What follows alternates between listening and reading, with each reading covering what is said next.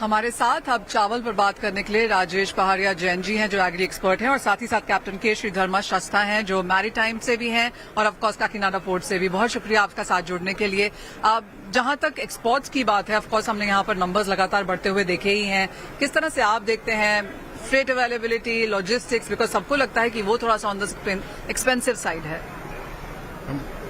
आजकल के if you see Kakinada से one of the major export location from the ports in India other than Kandla. तो export I mean freight rates भी it is very बहुत feasible है और इसलिए उधर से एक्सपोर्ट्स भी बढ़ रहा है। So on the export side, I mean freight rates, it is very good for the Indian exporters and others also. Would you say कि यहाँ पर लगातार हमने एक्सपोर्ट्स बढ़ते हुए देखे हैं, स्पेशली जहाँ तक राइस की बात है, the quantum is increasing? Yes, quantum is definitely increasing and not only in Kakinada, we can say throughout India. India से ही पूरा एक्सपोर्ट भी बढ़ रहा है।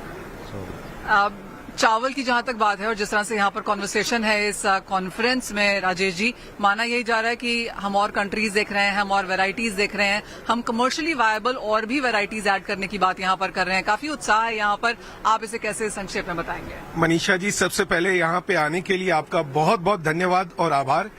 यस, करीबन 9 डिफरेंट जीआई वैरायटीज को लॉन्च किया गया है जो इंटरनेशनल डिशेस होती हैं, जो कि हम लोग थाई राइस या अपने फ्रेग्रेंट राइस से बाहर वाले से बनाते थे, उसको हम लोगों को यहाँ पे कलिनराई करने की कोशिश करी है विथ इंडियन ओरिजिन, लाइक काला नमक, जीरा कसाला एंड ऑल डिफरेंट वैरायटीज, जिसको हम लोगों को थाई राइस को इम्पोर्ट करके करते थे, वो हम लोगों ने यहाँ पे इंडियन ओरिजिन के राइस को यूटिलाइज करके sushi and all those different varieties को बनाया। I am pretty sure that the world will be accepting it, and I am expecting that the market of around 180,000 tons will be getting generated by replacing other origin fragrant and the premium varieties. Rajesh ji, problem of plenty है पर वो अच्छी problem है to have, because हम export कर सकते हैं यहाँ पर। और I think the first time ever हमने यहाँ पर इंडियन मार्केट्स को प्रीमियम पे चलते हुए देखा है। पर आपको लगता है इंडिया वो सस्टेन कर पाएगा, प्रोडक्शन भी और उस तरह का प्रीमियमाइजेशन भी? देखिए, जिस हिसाब से हमारे जो पीडीएस का जो चावल है जो एफसीआई प्रोक्योर करती है, अगर उसकी प्रोडक्शन का लेवल कम हो और हमारे मिलर्स और फार्मर्स बेसिकली उस प्रीमियम वैरायटी के लिए अगर जाना चाहें तो वो ज्यादा बेटर रहेगा। उसमें better yield, better realisation and better cultivation का मेथडोलॉजी भी आ जाएगी। मिलिंग कोई डिफरेंट नहीं होती है, मिलिंग पैडी की होती है। तो अगर वो पैडी का प्रोक्योरमेंट, प्रोडक्शन अगर फार्मर उसी हिसाब से प्रीमियम वैरायटी का करे तो डेफिनेटली हमारे को प्रीमियम का रिकॉग्नाइजेशन भी मिलेगा, वैल्यू एडिशन भी मिलेगा, and then we will be able to get it at little better prices. So replacement all depends upon the farmer's mentality, how they are going to accept it and make the things moving. 2025 का साल कैसे देखते हैं? Because काफी सारे जो suspension थे, restrictions थे, बैन से काफी हद तक निकलते हुए नजर आए हैं। कैसा बनेगा ये साल? अगर पॉलिसी स्टेबल रहती है तो 2026 कैसा होगा? मनीषा जी, एग्जैक्टली एक साल पहले जब बैन का अपना फर्स्ट इंटरव्यू हुआ था तब आपने मेरे को पूछा था, और अभी रिसेंटली आपने मेरे से वापस पूछा था कि क्या नंबर रहेंगे। मैंने आपको रिक्वेस्ट किया था अक्टूबर खत्म होने जी, और आज 31 अक्टूबर है। ऑलमोस्ट हम लोग वापस लास्ट ईयर के मुकाबले will be touching the same number of 22 to 23 million tonne easily. Still 4 months to go, so 4 months will be covering the entire quantity. Basmati we might be lacking a little bit, but non basmati will be again picking up and 100% मैं sure हूं कि हम लोग 22 से 23 million ton का number वापस touch करेंगे।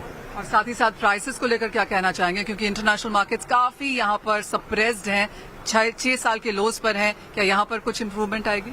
देखिए, प्राइसेस को लेके हमारी गवर्नमेंट की सब्सिडीज जो पॉलिसीज है उसके ऊपर में बहुत बड़ा दारोमदार सरकार का है।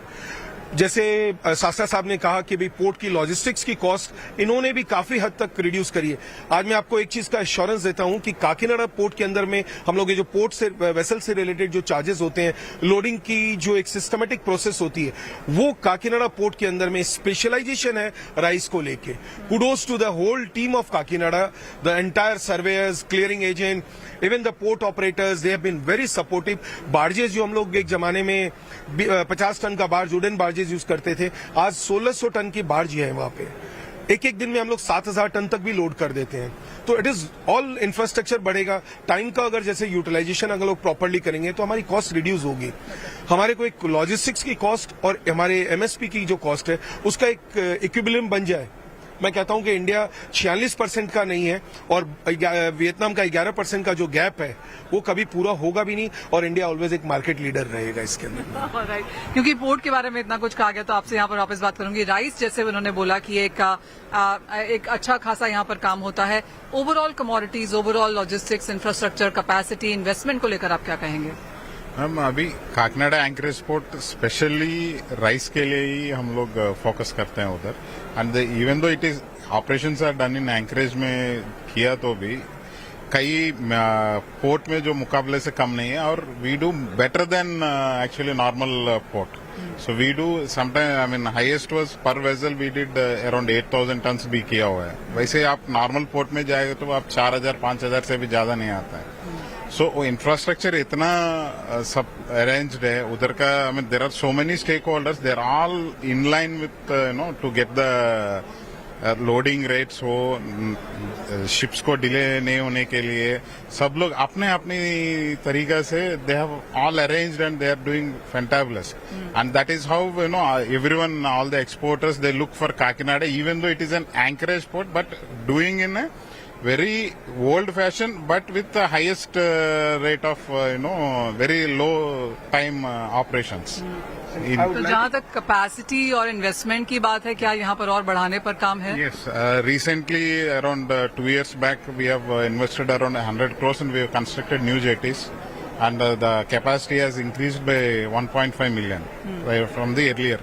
So now almost investment 50 साल के बाद किया हुआ है एंड यस, एंड 50 साल के बाद पूरा ये किया हुआ है एंड ऑलमोस्ट 1.5 मिलियन का एडिशनल अभी कैपेसिटी बढ़ा हुआ है। आप कुछ कहना चाह रहे थे?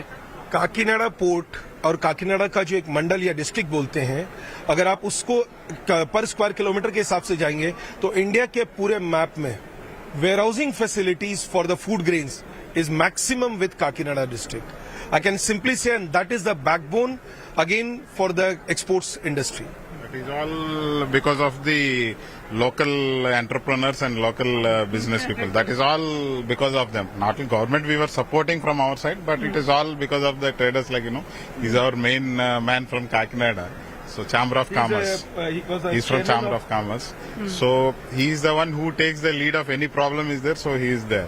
So I mean everyone takes the responsibility. अपना आप responsibility लेके सब उधर operations सब सही होने के लिए लेते हैं. So that is the success of Kakinada.